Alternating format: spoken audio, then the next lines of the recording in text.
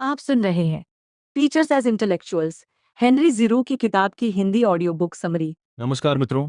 आज मैं आपको ले चलता हूँ एक ऐसी शैक्षणिक यात्रा पर जो हमारे स्कूलों, हमारे शिक्षकों और हमारे बच्चों के भविष्य को बिल्कुल नई नज़र से देखने की ताकत देती है। ये कहानी है हेनरी ए गिरॉक्स की किताब टीचर्स एज इंटेलेक्चुअल्स की, जो एक क्रांतिकारी सोच को अपने भीतर समेटे हुए है। ये कोई उबाऊ शैक्षणिक सिद्धांत नहीं है, बल्कि एक ज्वलंत आवाज़ है जो हमें बताती है कि स्कूल केवल इमारतें नहीं हैं, बल्कि वे युद्ध के मैदान हैं, संभावनाओं के केंद्र हैं और सबसे महत्वपूर्ण लोकतंत्र के गढ़ हैं।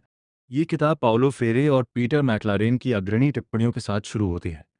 वे हमें बताते हैं कि गिरॉक्स सिर्फ एक विचारक नहीं है, बल्कि वो एक ऐसे योद्धा हैं जिन्होंने अपने बचपन के अनुभवों, रोड आइलैंड के एक मजदूर वर्गीय पड़ोस में पले बढ़ने के संघर्षों को अपनी आलोचनात्मक चेतना का ईंधन बनाया। वह उन युवाओं की आज हैं जिन्हें शिक्षा प्रणाली के नाम पर सिर्फ निराशा हाथ लगी। गिरॉक्स का कहना है कि शिक्षा का मतलब सिर्फ नंबर और डिग्री नहीं है, बल्कि ये आशा का मिलिटेंट सपना है, एक ऐसा सपना जो हमें बताता है कि एक बेहतर दुनिया संभव है और उस दुनिया की नींव हमारे स्कूलों में रखी जाती है।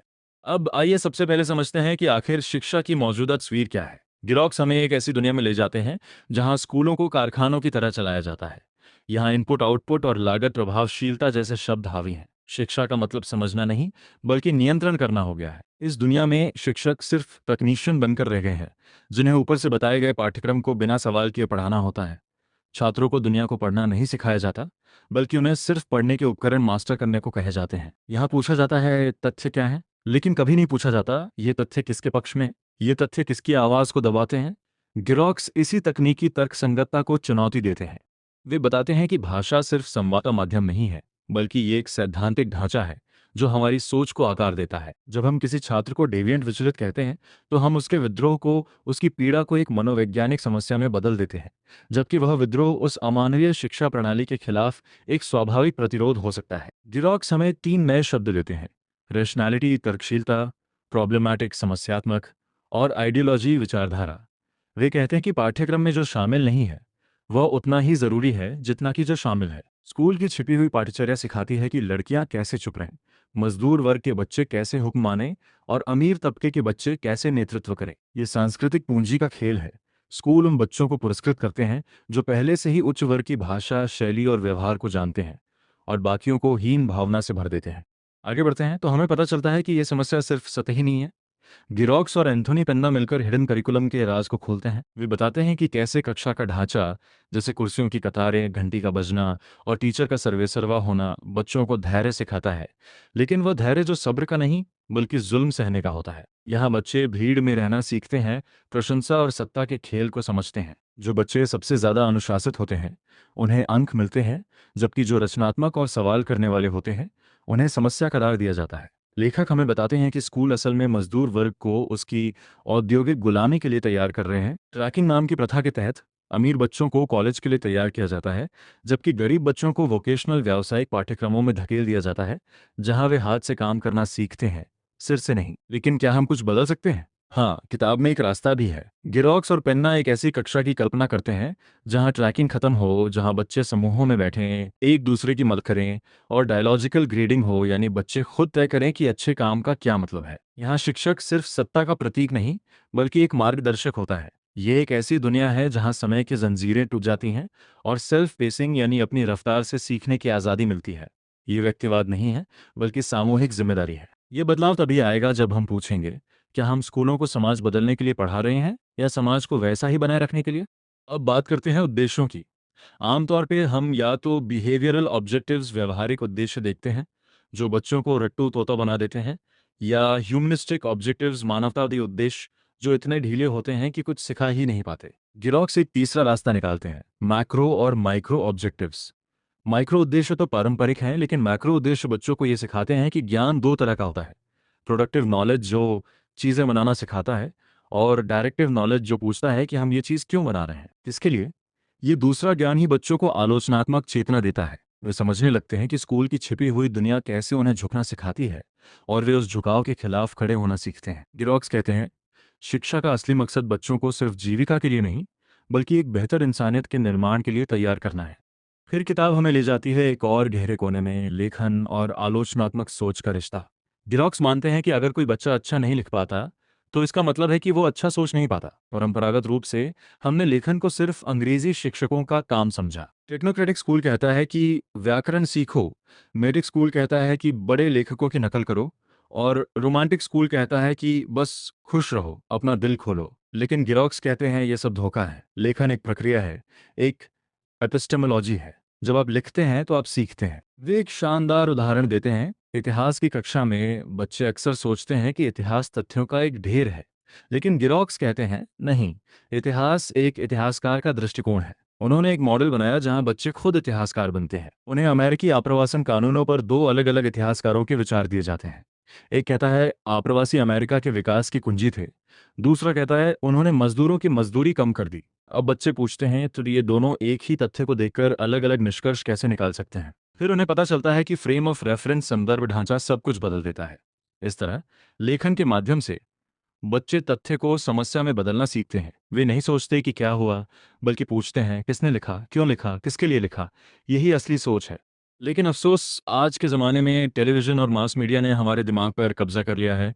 गिरोक्स एक डरावनी तस्वीर पेश करते हैं। वे कहते हैं कि जहाँ किताब पढ़ने के लिए एकाग्रता, समय और आलोचनात्मक दूरी चाहिए, वहीं टीवी हमें सिर्फ स्पेक्टेटर, दर्शक बनाता है। टीवी पर तस्वीरें मशीन गन की तरह दिमाग पर गोली चलाती हैं, एक के बाद एक, बिना रुके।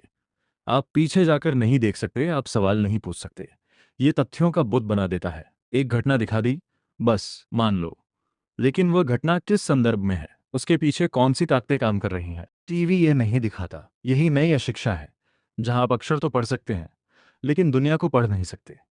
गिरोक साफ कहते हैं इस समय किताब ही हमारा हथियार है। तुम जो भूखे हो, किताब पकड़ लो, ये एक हथियार है।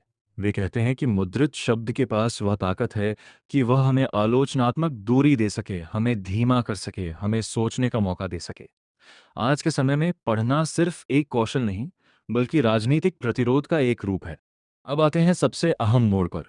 अगर हमें बदलाव लाना है तो हमें अनुभव की राजनीति को समझना होगा। गिरोक्स बताते हैं कि स्कूलों में दो तरह की बातें होती हैं। एक है प्रबंधन और नियंत्रण की भाषा, जहां बच्चों को डोसाइल, विनम्र बनना सिखाया जाता है। दूसरी है प्रासंगिकता की भाषा, जहां शिक्षक बच्चों को खुश रखने के लिए उनकी पॉप संस्कृति को क्लास में ले आते हैं, लेकिन सिर्फ इसलिए कि वे शोर न मचाएं।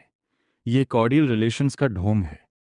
गिरोक्स कहते हैं हमें सांस्कृतिक राजनीति चाहिए। इसका मतलब है कि शिक्षक को पहले बच्चे के अनुभव को स्वीकार करना होगा, उसे आवाज़ देनी होगी, लेकिन फिर उसी अनुभव पर सवाल भी उठाने होंगे। बच्चा जो संगीत सुनता है वह किस विचारधारा को बढ़ावा देता है, उसके पड़ोस में गरीबी क्यों है। ये सिर्फ मैं की बात नहीं, बल्कि हम की बात है। यहाँ शिक्षक और छात्र दोनों ट्रांसफॉर्मेटिव इंटेलेक्चुअल्स, परिवर्तनशील बुद्धिजीवी बनते हैं, जो दुनिया को देखते हैं, समझते हैं और फिर उसे बदलने के लिए उठ खड़े होते हैं। गिरोक्स पाउलो फ्रेरे के काम को बहुत महत्व देते हैं। फ्रेरे ने हमें सिखाया कि कल्चर ऑफ साइलेंस, मौन की संस्कृति को कैसे तोड़ा जाए। फ्रेरे के लिए शिक्षा कोई तटस्थ प्रक्रिया नहीं है। ये या तो बच्चों को मौजूदा तंत्र में ढालती है या आज़ादी का अभ्यास बनती है। फ्रेरे ने लिबरेशन थियोलॉजी, मुक्ति धर्मशास्त्र से प्रेरणा लेकर आशा की भाषा विकसित की। वह कहते हैं कि हमें इतिहास को संभावना के रूप में देखना चाहिए। कल का दिन आज की पुनरावृत्ति नहीं है, बल्कि उसे बनाना हमारे हाथ में है। फ्रेरे के लिए सत्ता सिर्फ दमन नहीं है, बल्कि वह सकारात्मक भी हो सकती है, जब हम उसका उपयोग प्रतिरोध और निर्माण के लिए करते हैं। ये सब तभी संभव है जब शिक्षक खुद को बुद्धिजीवी माने। गिरोक्स साफ कहते हैं कि आज शिक्षकों को प्रोलेटेरियनाइज, मजदूर बना दिया जा रहा है, उनसे सोच छीन ली जा रही है, बस टीचर प्रूफ पाठ्यक्रम थमा दिए जा रहे हैं। लेकिन एक ट्रांसफॉर्मेटिव इंटेलेक्चुअल वो है जो पेडागॉजिकल को पॉलिटिकल और पॉलिटिकल को पेडागॉजिकल बनाता है। यानी वो कक्षा को राजनीतिक रणभूमि बनाता है, जहां बच्चे सीखते हैं कि न्याय, समानता और आज़ादी के लिए कैसे लड़ा जाए। साथ ही वह राजनीति को शैक्षणिक बनाता है, यानी वो बच्चों को यह सिखाता है कि हर राजनीतिक फैसले के पीछे एक नैतिक सवाल होता है और उस सवाल को कक्षा में बैठकर सुलझाया जा सकता है। इसके लिए शिक्षकों को स्कूलों के बाहर भी गठबंधन बनाने होंगे, अभिभावकों के साथ, समुदाय के साथ, मजदूर संघों के साथ।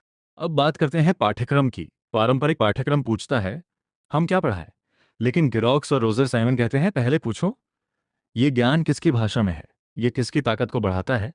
हमें पाठ्यक्रम को सांस्कृतिक राजनीति के रूप में देखना चाहिए। इसका मतलब है कि हम स्कूल को एक ऐसी जगह बनाएं जहां बच्चों की अपनी लोकप्रिय संस्कृति, उनकी भाषा, उनके सपने, उनकी कहानियां, सब कुछ है, लेकिन सिर्फ जश्न मनाने के लिए नहीं, बल्कि उनकी जांच करने के लिए। गिरोक्स का सपना है सार्वजनिक क्षेत्र, पब्लिक स्फीयर का स्कूल, जहां बच्चे नागरिक बनना सीखें, सिर्फ कर्मचारी नहीं। यहाँ वे बहस करना, संवाद करना, असहमत होना और फिर एक साथ मिलकर समाधान निकालना सीखें। और यह सब सिर्फ स्कूलों तक सीमित नहीं रहना चाहिए। गिरोक्स कल्चरल स्टडीज़ की वकालत करते हैं, एक ऐसा क्षेत्र जो अनुशासनों की सीमाओं को तोड़ता है। वे कहते हैं कि विश्वविद्यालयों में विभागों की दीवारों ने आलोचनात्मक सोच को मार डाला है। अंग्रेजी वाला समाजशास्त्र से नहीं बोलता, इतिहास वाला नारीवाद से नहीं। एक काउंटर डिसिप्लिनरी प्रैक्टिस चाहिए, एक ऐसी प्रैक्टिस जो पॉप संस्कृति, विज्ञापन, फिल्म, साहित्य सबको एक साथ लेकर उनका विश्लेषण करे, क्योंकि हर सांस्कृतिक वस्तु में सत्ता का संदेश छिपा होता है। डोनाल्ड डक से लेकर टॉम एंड जेरी तक सब कुछ हमें कुछ न कुछ सिखाता है, और वह कुछ अक्सर पूंजीवादी या पितृसत्तात्मक होता है। आगे बढ़ते हैं तो गिरोक्स और पीटर मैक्लारेन शिक्षक शिक्षा पर बात करते हैं। वे कहते हैं कि आज के टीचर ट्रेनिंग कॉलेज सिर्फ तकनीशियन बनाते हैं। वहाँ बच्चों को सिखाया जाता है कि क्लास कैसे मैनेज करें, टाइम टेबल कैसे बनाएं, लेकिन ये नहीं सिखाया जाता कि स्कूल किसकी ताकत के लिए काम करता है। लेखक काउंटर हिज्मी प्रतिवादी नेतृत्व की बात करते हैं। रेसिस्टेंस प्रतिरोध सिर्फ ना कहना है, लेकिन काउंटर हिज्मी का मतलब है एक नई दुनिया की रचना। इसके लिए ज़रूरी है कि शिक्षक खुद को ऑर्गेनिक इंटेलेक्चुअल जैविक बुद्धिजीवी समझें। ग्रामसी के शब्दों में, वे जो जनता के बीच रहकर उनकी भाषा में बात करते हुए उन्हें सत्ता के खिलाफ संगठित करें। यही असली लोकतंत्र है, जहां हर नागरिक खुद को सक्षम समझे और हर शिक्षक उस सशक्तिकरण का माध्यम बने। लेकिन यह रास्ता आसान नहीं है। गिरोक्स हमें चेतावनी देते हैं कि आज अमेरिका में नव रूढ़िवादी ताकतें पूरी ताकत से हमला कर रही हैं। वे स्कूलों को सिर्फ बाजार के लिए तैयार करना चाहते हैं। वे परिवार, धर्म और व्यक्तिवाद की बात करते हैं, लेकिन असल में वे गरीबों और अल्पसंख्यकों के खिलाफ हैं। गिरोक्स कहते हैं, वामपंथी आलोचकों ने सिर्फ भाषा की आलोचना दी है। वे सिर्फ बताते हैं कि स्कूल कैसे प्रजनन करते हैं असमानता का, लेकिन वे संभावना की भाषा नहीं देते। इसलिए शिक्षकों को न केवल नकारना है, बल्कि एक नए स्कूल की तस्वीर पेश करनी है, जहां सत्ता के नकारात्मक पहलुओं के साथ साथ उसके सकारात्मक पहलुओं को भी पहचाना जाए। सामाजिक नियंत्रण का मतलब हमेशा दमन नहीं होता। अगर वह लोकतंत्र और सशक्तिकरण के लिए है, तो वह जरूरी है। गिरोक्स और मैक्लारेन फिर ट्रैकिंग ट्रैकिंग नाम की प्रथा पर कड़ा प्रहार करते हैं। जीनी ऑक्स की किताब कीपिंग ट्रैक का हवाला देते हुए वे बताते हैं कि कैसे स्कूल बच्चों को उनकी जाति और वर्ग के आधार पर बांटते हैं। अमीर बच्चों को हाई स्टेटस नॉलेज, उच्च दर्जे का ज्ञान मिलता है, जबकि गरीब बच्चों को लो स्टेटस ज्ञान। ये सिर्फ असमानता नहीं है, ये एक तरह की हिंसा है। ऑक्स का समाधान है कि सभी बच्चों को एक साथ रखा जाए, लेकिन गिरोक्स कहते हैं कि ये काफी नहीं है। उनका सवाल है, हाई स्टेटस नॉलेज आखिर है क्या? क्यों एक मजदूर वर्ग के बच्चे का संगीत लो है और बीथोवेन हाई? ये सांस्कृतिक पूंजी का खेल है। हमें ये नहीं सिखाना चाहिए कि गरीब बच्चे भी अमीर बच्चों की तरह सोचें, बल्कि हमें ये सिखाना चाहिए कि दुनिया को देखने के कई तरीके हैं और सबका मूल्य है। ट्रैकिंग खत्म करना सिर्फ पहला कदम है। असली लक्ष्य है स्कूल को एक ऐसी जगह बनाना जहां हर आवाज सुनी जाए, हर अनुभव को महत्व दिया जाए और फिर उन अनुभवों को आलोचनात्मक नजर से परखा जाए। किताब का एक अध्याय एंटोनियो ग्राम्सी को समर्पित है। ग्राम्सी, जो एक इतालवी मार्क्सवादी थे, ने जेल में लिखा कि सत्ता सिर्फ तोपों से नहीं, बल्कि विचारों से चलती है। हेजमनी नेतृत्व का मतलब है कि एक वर्ग दूसरे वर्ग पर अपनी विचारधारा इस तरह थोपता है कि वह उसे स्वाभाविक लगने लगती है। ग्राम्सी के अनुसार स्कूल इस हेजमनी का सबसे अहम हथियार है, लेकिन ग्राम्सी को सिर्फ रूढ़िवादी के रूप में नहीं पढ़ा जाना चाहिए, जैसा कि हेरोल्ड एंटविसल ने किया। एंटविसल ने ग्राम्सी को यह कहते हुए पेश किया कि स्कूल में सिर्फ अनुशासन और तथ्य सिखाने चाहिए और आलोचनात्मक चेतना तो वयस्कों के लिए है। गिरोक्स इसका खंडन करते हैं। वे कहते हैं, ग्राम्सी के लिए स्कूल में ड्रिल अभ्यास जरूरी है, लेकिन वह ड्रिल यांत्रिक नहीं है। वह छात्र को अनुशासन सिखाती है ताकि वह अपनी मुक्ति के लिए संघर्ष कर सके। ग्राम्सी ने लिखा, हर टीचर हमेशा एक छात्र होता है और हर छात्र एक टीचर। यानी शिक्षक को मजदूर वर्ग के बच्चों से सीखना होता है कि उनकी कॉमन सेंस, सामान्य बुद्धि क्या है, और फिर उसी कॉमन सेंस को गुड सेंस, अच्छी बुद्धि में बदलना होता है। यही संवाद है, यही प्रतिरोध है। अंत में गिरोक्स हमें एक बहुत गहरी बात समझाते हैं, ठोस एकजुटता और नैतिकता की। वे टेरी ईगल्टन और शैरोन वेल्च के काम का हवाला देते हैं। ईगल्टन बताते हैं कि कैसे 18वीं सदी के पब्लिक स्फीयर जैसे कॉफ़ी हाउस, पत्रिकाएं, क्लब ने आलोचनात्मक चर्चा को जन्म दिया, लेकिन बाद में वही सार्वजनिक क्षेत्र पूंजीवाद का हिस्सा बन गया। आज विश्वविद्यालयों ने आलोचना को अपनी दीवारों में कैद कर लिया है। आलोचना अब सिर्फ शैक्षणिक खेल बनकर रह गई है। लेकिन वेल्च, जो एक नारीवादी धर्मशास्त्री हैं, हमें लिबरेशन थियोलॉजी की याद दिलाती हैं। वह कहती हैं, हमें दूसरों की पीड़ा को अपनी चेतना का केंद्र बनाना चाहिए। जब आप किसी बलात्कार पीड़िता या भूखे बच्चे को देखते हैं, तो आप अपनी सुख सुविधा की निराशा में नहीं डूब सकते।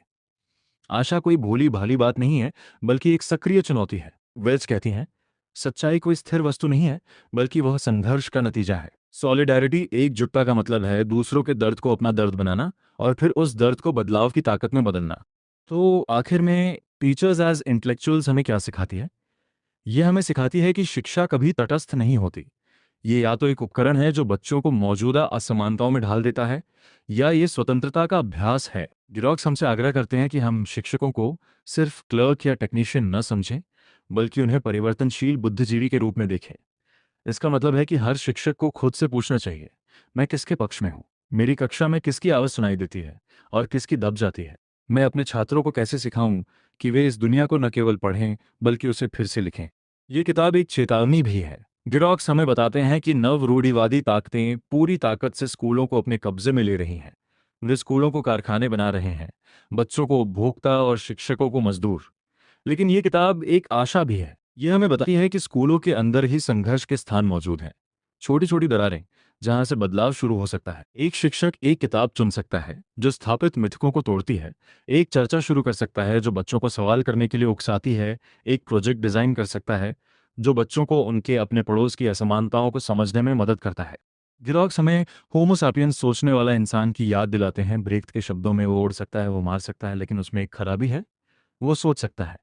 और यही सोच ही हमारा सबसे बड़ा हथियार है। इसलिए अगर आप एक शिक्षक हैं, एक अभिभावक हैं, या बस एक नागरिक हैं जो एक बेहतर दुनिया का सपना देखता है, तो ये किताब आपके लिए है। ये आपको बताएगी कि कैसे आप अपनी कक्षा को एक लोकतांत्रिक सार्वजनिक स्थल में बदल सकते हैं, जहां हर बच्चा सीखता है कि उसकी आवाज़ मायने रखती है, उसके सपने संभव हैं, और वह इस दुनिया को बदलने की ताकत रखता है।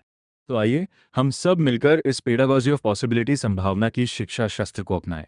आइए हम अपने स्कूलों को सिर्फ इमारतों से बदलकर आशा के केंद्र बनाएं, क्योंकि जैसा कि गिरोक्स कहते हैं, निराशा को असंबद्ध बनाना और आशा को व्यावहारिक बनाना ही हमारा सबसे बड़ा कर्तव्य है। ये कोई आसान रास्ता नहीं है, लेकिन ये एकमात्र रास्ता है जो हमें एक सच्चे लोकतंत्र की ओर ले जाता है। और इस यात्रा में हर शिक्षक एक मार्गदर्शक है, हर छात्र एक यात्री है, और हर किताब एक नक्शा है। ये नक्शा आपके हाथ में है, अब इसे खोलिए और यात्रा शुरू कीजिए। धन्यवाद। ऐसी ही दिल को छू लेने वाली किताबों से जुड़ने के लिए हमारे चैनल को सब्सक्राइब करें, क्योंकि अच्छी किताबें दिल ही नहीं, रूह तक उतर जाती हैं। धन्यवाद।